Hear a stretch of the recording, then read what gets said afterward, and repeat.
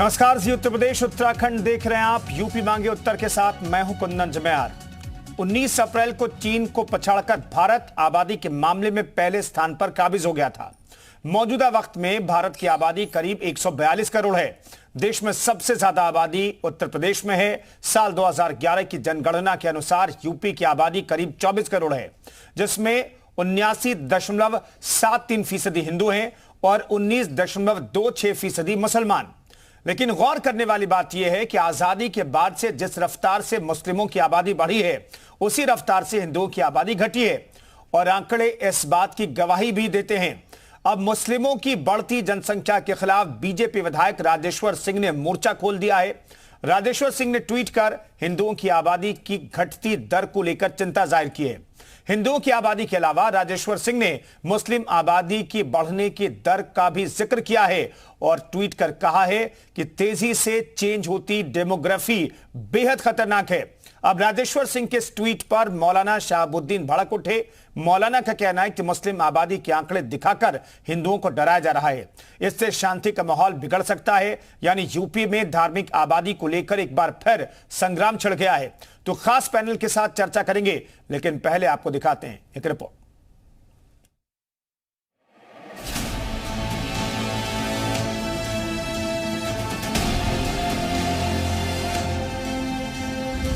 जनसंख्या असंतुलन के बारूद के ढेर पर उत्तर प्रदेश। यूपी में साकार हो रही गजवाई हिंद की साजिश। क्या यूपी में बढ़ रही मुसलमानों की आबादी? क्या जनसंख्या नियंत्रण कानून बनाने की हो रही तैयारी? क्या उत्तर प्रदेश में जनसंख्या नियंत्रण कानून बनाने की तैयारी को एक बार फिर से हवा देने की कोशिश की जा रही? ये सवाल इसलिए है क्योंकि बीजेपी विधायक राजेश्वर सिंह के बयान के बाद यूपी की सियासत में अब घमासान मचा हुआ है। राजेश्वर सिंह का मानना है कि 1951 के बाद यूपी में हिंदुओं की आबादी लगातार घट रही, वहीं मुसलमानों की आबादी में लगातार इजाफा हो रहा है। राजेश्वर सिंह के अनुसार यूपी में 1951 में हिंदुओं की आबादी 85.52% थी, जो 2001 में 80.61% पर पहुंच गई और 2011 में ये आंकड़ा 79.73 पर आ पहुंचा। वही मुस्लिम आबादी जो 1951 में 14.28% थी, वो 2011 में 19.26% पर पहुंच गई है। हर आदमी को फैक्चुअल मैट्रिक्स देखनी चाहिए। कहा 1901 में क्या था, 1951 में क्या था, 2011 में क्या है, और हमको इंतजार करना चाहिए अगले सेंसस का। लोग कास्ट सेंसस की बात कर रहे हैं, मैं कह रहा हूं उससे ज्यादा महत्वपूर्ण ये सेंसस है कि हमको पता हो कि हमारा देश में डेमोग्राफिक चेंज कैसे हो रहा है। राजेश्वर सिंह के इस बयान के बाद मौलानाओं ने उनके खिलाफ मोर्चा खोल दिया। उनका कहना है कि ये प्रदेश के शांत माहौल को खराब करने की कोशिश की जा रही। निकाय चुनाव में बीजेपी ने मुसलमानों को टिकट दिए, मुसलमानों ने बीजेपी को वोट दिया, मुसलमान बीजेपी के करीब आ रहा। ऐसे में बीजेपी विधायक मुसलमानों का नाम लेकर हिंदुओं को डरा रहे।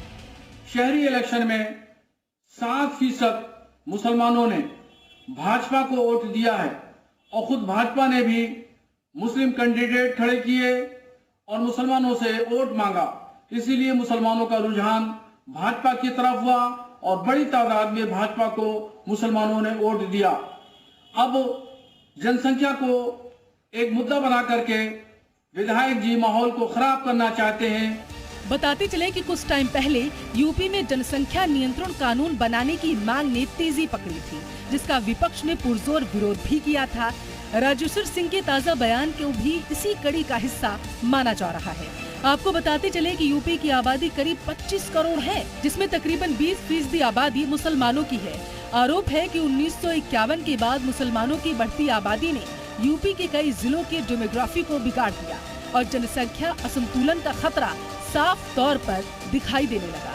मुसलमानों की बढ़ती आबादी को लोग गजवाई हिंद योजना के तौर पर भी अब देखने लगे। यही कारण है कि समय समय पर जनसंख्या नियंत्रण कानून बनाने की मांग बुलंद होती नजर आती है। ब्यूरो रिपोर्ट, जी मीडिया। वैसे तो पूरे देश में जनसंख्या नियंत्रण कानून की मांग बहुत लंबे वक्त से कुछ लोग करते आ रहे हैं, लेकिन इस पर कोई कार्रवाई नहीं हो रही है। हालांकि कुछ राज्यों में इसकी पहल की जा रही है, लेकिन उत्तर प्रदेश को लेकर के अभी जो चर्चा है उसे लेकर के आज हम बातचीत करेंगे, तमाम मेहमान हमारे साथ जुड़ेंगे, लेकिन चर्चा शुरू करें उससे पहले आपको यूपी में धार्मिक आबादी के आंकड़े दिखा देते हैं। पहले हिंदुओं की आबादी की बात करें तो साल 1951 में यूपी में करीब 85.52% हिंदू आबादी थी। साल 2011 में यह घटकर 79.73% हो गई, यानी 60 साल में यूपी में करीब 5.79% हिंदू आबादी घट गई। अब बात मुस्लिम आबादी की करते हैं। साल 1951 में 14.28% मुस्लिम आबादी थी, जो साल 2011 आते आते 19.26% हो गई, यानी बीते 60 साल में मुस्लिम आबादी करीब 4.98% बढ़ी है। यह आंकड़ा जो है नेशनल स्तर पर जो मुस्लिमों की आबादी के बढ़ने का आंकड़ा है 4.40, उससे भी ज्यादा है। यूपी में मुस्लिमों की आबादी बढ़ने से भारत की जनसंख्या पर भी असर दिखाई पड़ता है और दुनिया भर में भी मुस्लिम आबादी देशों में भारत फिलहाल टॉप 5 में है। साल 2019 में अमेरिकी रिसर्च सेंटर प्यू ने एक रिपोर्ट जारी की थी, जिसके मुताबिक साल 2060 तक भारत में करीब 33 करोड़ मुस्लिम होंगे और दुनिया भर में मुस्लिम आबादी के मामले में भारत की हिस्सेदारी करीब 11.1% होगी। 2060 तक मुस्लिम आबादी के मामले में भारत दुनिया का नंबर 1 देश बन जाएगा। फिलहाल इंडोनेशिया मुस्लिम आबादी में टॉप पर है। 2060 तक पाकिस्तान मुस्लिम आबादी के मामले में दुनिया के दूसरे नंबर पर होगा। पाकिस्तान में मुस्लिम आबादी करीब 28.3 करोड़ होगी अब 2060 में। वहीं इंडोनेशिया तीसरे नंबर पर होगा। इंडोनेशिया की मुस्लिम आबादी करीब 25.3 करोड़ होगी। तो ये स्थिति है, लेकिन उत्तर प्रदेश में जिस हिसाब से आबादी बढ़ रही है उस पर बीजेपी विधायक के ट्वीट से हंगामा मचा हुआ है। इस पर बातचीत करने के लिए तमाम मेहमान हमारे साथ जुड़ रहे हैं। शमशी आजाद हमारे साथ नेता बीजेपी के जुड़ रहे हैं, शोएब सिद्दीकी हमारे साथ मुस्लिम स्कॉलर जुड़ रहे हैं, आशीष चतुर्वेदी नेता समाजवादी पार्टी के जुड़ रहे हैं, आचार्य शैलेंद्र हिंदू धर्मगुरु हमारे साथ मौजूद हैं, राजकमल गुप्ता हमारे साथ वीएचपी के जुड़ेंगे, मौलाना शहाबुद्दीन अध्यक्ष ऑल इंडिया मुस्लिम जमात के भी जुड़ेंगे। तमाम मेहमानों का बहुत बहुत स्वागत है। पहला सवाल शोएब जी से मैं लेना चाहता हूं, लेकिन सबसे पहला सवाल शमशी आजाद जी, बीजेपी के एक विधायक ने जो ट्वीट किया है इसका मतलब क्या निकाला जाए, क्या जताने की कोशिश कर रहे हैं वो? धन्यवाद आपका। देखिए, बीजेपी के विधायक राजेश्वर सिंह काफ़ी पढ़े लिखे हैं और उन्होंने अगर ट्वीट किया है तो ये वाकई में गंभीर विषय है, गंभीर चिंतन है, इस पर करना चाहिए। देखिए, राज्य के विकास में सबसे बड़ी बाधा इस वक्त जो देखी जाती है, क्योंकि चाइना के बाद हमारा नंबर आता था, लेकिन अभी कुछ ही दिन पहले चाइना को पछाड़ कर हम चाइना को पीछे हमने सिर्फ किस वजह से किया है? जनसंख्या के मुकाबले। अगर यही राष्ट्रभक्ति के मुकाबले में होते तो आज हम भी चाइना से आगे होते, लेकिन यहाँ धार्मिक भावना में लोग ज्यादा काम करते हैं और सिर्फ इस वजह से कि दूसरे मजहब के विराद जनसंख्या ज्यादा, हिंदुओं की जनसंख्या ज्यादा है और हम उस जनसंख्या को पार कर ले, हम उस जनसंख्या के बराबर में आ जाए। सिर्फ इस वजह से अगर एक धर्म विशेष के लोग इस वजह से बच्चे पैदा करने लगे, इस वजह से सिर्फ अगर अपनी जनसंख्या बढ़ा रहे हैं तो इस देश के लिए बहुत बड़ी खतरे की घंटी है।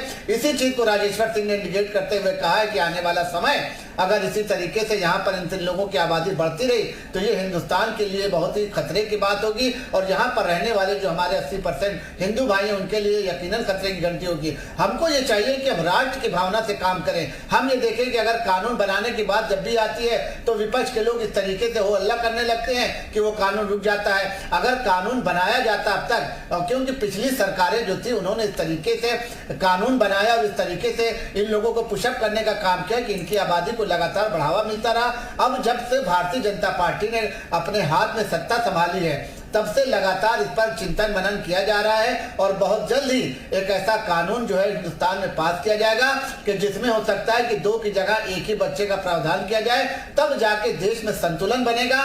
और जिनकी आबादी जिस अनुपात से बढ़ रही है उनको ये भी चाहिए कि वो देखें कि हिंदुस्तान में अगर संसाधन की कमी है, हिंदुस्तान में अगर रोजगार की कमी है तो पहले उसको पूरा करने के लिए हम काम करें। हिंदुस्तान जो टुकड़े टुकड़े में बांटने की बात की जा रही है हम उसको पूरा करने की बात करें कि कम से कम देश हमारा मजबूत हो। ये सिर्फ जनसंख्या बढ़ाने के लिए, गजवाए हिंद की तरफ बढ़ने के लिए, देश में जो है तो अराजकता फैलाने के लिए अगर हम आबादी बढ़ाना है तो ये देश हित में बिल्कुल नहीं है। और मैं यही कहूंगा कि इनको अवेयरनेस कराया जाए, इनको जानकारी दी जाए, इनको माध्यम से बताया जाए कि आबादी किसी भी लिहाज से बढ़ना हिंदुस्तान के लिए हानिकारक है।